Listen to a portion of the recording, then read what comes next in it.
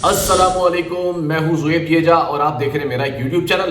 और उम्मीद है आप जहां भी होंगे खैरियत से होंगे। आपको याद होगा ज़ोहरा काज़मी वाला मामला, जिस तरह उसका पहला बयान सामने आया था, तो यहां पर भी जो लिडू गर्ल है यानी कि जो हबीबा है, उसका पहला बयान जो है वो सामने आ गया है।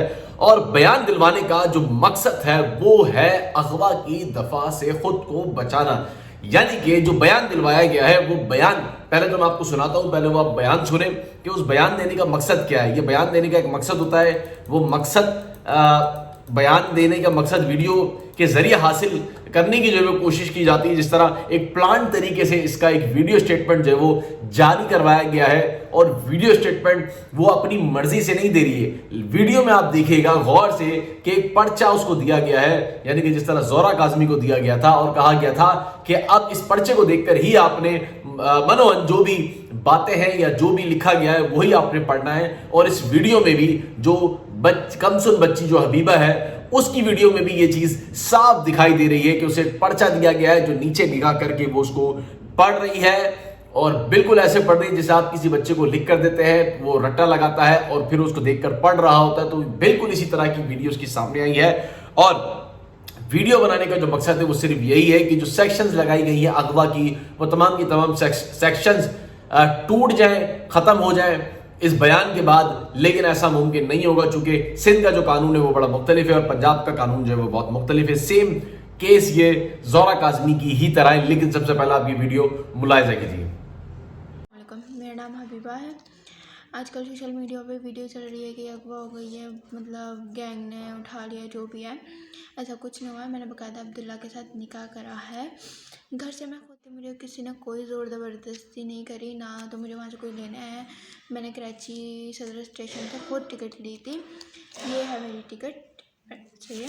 और फिर ये मेरा बयान है कि मैंने खुद शादी की है। और फिर उसके बाद ये मेरा निकाह नामा है।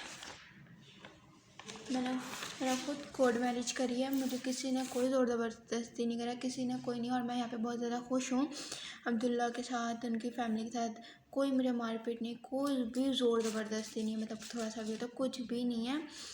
और हाँ, मैं अब्दुल्ला से मोहब्बत करती थी। हमारी याला पे बात हुई थी फ़ोन पे। याला पे ये जस्ट मेरा फ्रेंड था, तो हमारी फ्रेंड तौर पे बात होती थी। तो फिर मैंने इनको बताया कि मेरी मम्मा ऐसे मेरे बुज़ुर्ग इंसान से शादी करा रही है, वो मतलब कुछ पैसे दे रहा है, मेरी मम्मा को मतलब बेच रही हैं, कुछ कर रही हैं। तो मम्मा मुझे टॉर्चर करती थी। यहाँ तक कि मेरे पापा को भी इस बारे में नहीं पता था, कुछ भी उनको नहीं पता था कि इसकी शादी होने लगी। मम्मा ने कहा था तुम्हारे छुपके से निकाह कराएंगे हम। तो मतलब मैं बहुत ज़्यादा परेशान हो गई। मैंने कहा इतना बड़ा है वो, 40 साल का, उसका नाम फैसल है और उसका घर का एड्रेस भी पता है। अगर मेरी मम्मा मुकर रही है तो मैं उसके घर का आप लोग का एड्रेस बता दूँगी, वहाँ जा सकते हैं, ठीक है।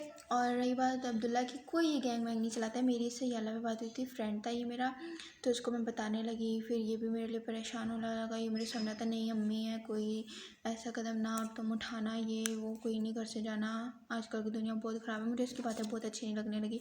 फिर इससे मेरी मोहब्बत हो गई। फिर मैंने उसको कहा मैं ना उधर आ रही हूँ, मतलब इससे मेरा कांटेक्ट नहीं हुआ था। तो मैंने उसको कहा था मैं आपके पास आ रही हूँ। उसने कहा नहीं, ये काम गलत है, मैं अपने घर वालों को भेजूँगा, तुम्हारे घर रिश्ता नहीं है। तो अब्दुल्ला के अब्बू ने मेरी अम्मी को फ़ोन करा था कि भाई हमें आपकी बेटी का रिश्ता चाहिए, और मम्मा ने इनकार करा। एक दफ़ा नहीं, 4-5 दफ़ा करा कि हम आपके घर आ रहे हैं, एड्रेस बोला है। मम्मा ने मना कर दिया। मैंने कहा हमारी बेटी बहुत छोटी। बट मेरी मम्मा पापा तो चुप के मेरा निकाह करवा रही थी उस फैसले के साथ, ठीक है। तो इसलिए ये मेरा कारण था। और मेरी मम्मा मुझे बहुत ज़्यादा मारती थी, मतलब ज़हनी टॉर्चर करा करती थी बिल्कुल। पापा को ना बताना, मोबाइल छीन लेती थी। फिर उस दिन सुबह को मेरे पापा ने फ़ोन छीन लिया था और मम्मा कह रही थी तुम्हारा इतवार को निकाह है। फिर मैं उस दिन रात को 2 बजे घर से बाहर निकली, खुद घर से बाहर निकली हूँ, कुछ पैसे लिए हैं मैंने। घर से कोई सामान नहीं लाई, ना कोई जेवर, ना कोई सोना, कुछ भी नहीं लाई। सिर्फ मैंने इतने 5,000 रुपये लिए थे सिर्फ टिकट के, ठीक है। मैंने इतने पैसे लिए हैं। और फिर उसके बाद मैं खुद आई हूँ। मैंने फिर उधर टिकट ली, मुझे एक बॉय मिला, फिर उसने मेरी हेल्प की वहाँ से, मुझे सदर स्टेशन से टिकट लेके दी उसने।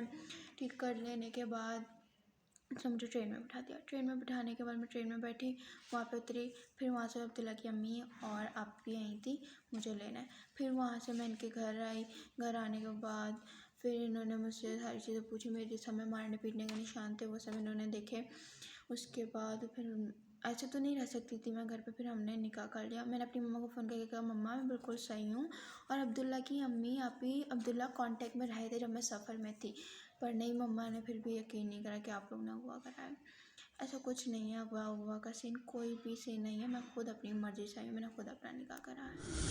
वीडियो आपने देखी और वीडियो देखकर आप भी वही सोच रहे हैं जो बिल्कुल मैं सोच रहा हूं, चूंकि मैं थोड़ा सा इन्वेस्टिगेटिव तरीके से जो है सारी चीजों को देख रहा हूं। और उसमें यही है कि आप अगर मुलजिम को नहीं पकड़ेंगे या जो उसके पीछे छुपे हुए लोग हैं जो मुबैना तौर पर अगवाकारी में मुलविस हैं, तो यकीनन जब पुलिस ऐसे लोगों को नहीं पकड़ेगी और ऐसे बयान सामने आ जाएंगे, दिलवा दिए जाएंगे, तो यकीनन इसका फायदा एक तरफ, यानी कि पुलिस का काम जो है वो ये नहीं है, लेकिन पुलिस आपको पता है हमारी पुलिस है, मेहरबान पुलिस है और हर काम जो है वो इस पर कर लेती है। और यहाँ पर भी जो है वो यही चीज़ सामने है कि सिर्फ फायदा पहुंचाने के लिए मुलजिमान को नहीं पकड़ा और मुलजिमान ने बच्ची का एक बयान जो है वो दिलवा दिया जो कि मुलजिमान के हक में जाता है। और अब पुलिस ये बहाना बनाएगी फैमिली के सामने कि जनाब हमने कहा था कि मामला जो है वो पसंद का है और देखिए बच्ची का बयान भी सामने आ गया,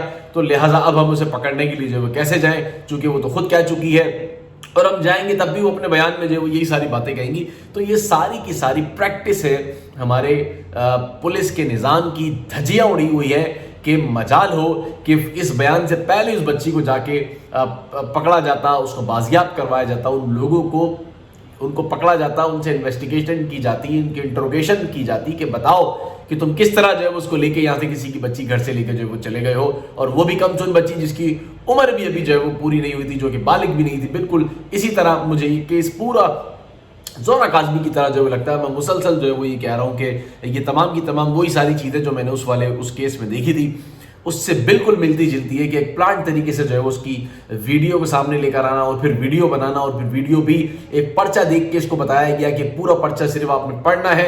उस पर्चे को अगर आप गौर से उसकी बातें सुने, अगर आपने वीडियो देखी हो तो उसमें वो तमाम बातें कर रही है जो कि सिर्फ और सिर्फ जो लोग इसको वहाँ लेकर पहुंचे हैं उनको फ़ायदा पहुंचाने के लिए तमाम बातें, बाकी उन बातों का दूर दूर तक कोई इस केस से कोई ताल्लुक नहीं है।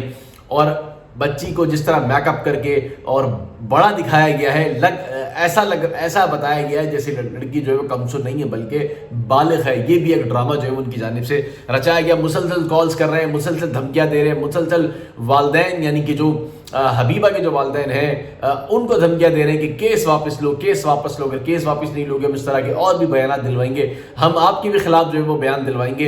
ये भी उन्होंने जो है वो कहा है। और तस्वीर भी अगर मैं आपको दिखाऊं कि देखें, तस्वीर भी, इन सब की तस्वीर भी सामने आ गई है। मुख्तलिफ नंबर से जो जेन्युइन लोग होते हैं, जो सही लोग होते हैं, वो कभी भी जो है वो दूसरे नंबरों से फ़ोन नहीं करते बल्कि वो अपने ही नंबर से फ़ोन करते हैं। ये इसको इन्वेस्टिगेट होना प्रॉपर ज़रूरी है। अगर ये नहीं होगा तो यकीनन आज फिर कह रहा हूं कि आज पहले दुआ फिर हबीबा, फिर पता नहीं जो है वो किसकी बारी है। और आज से कौन से इतने केसेस छुपे हुए जो अब तक मंजर आम पर जो है वो नहीं आ सके हैं। बयान सामने आ गया, पुलिस वही टाल मटोल से काम ले रही है। आज जाएंगे, कल जाएंगे, सुबह जाएंगे, शाम जाएंगे, रात जाएंगे, लेकिन मजाल हो पुलिस अब तक गई हो, बल्कि पुलिस अब भी जो है वो भारी रिश्वत का तकाजा इस गरीब रक्शे वाले से कर रही है, लेकिन जा नहीं रही है। लेकिन खैर कब तक ये होता है, अदालत में केस, अदालत में तारीखें भी लगी हुई हैं। अब अदालत क्या हुक्मनामा जारी करती है ये देखते हैं।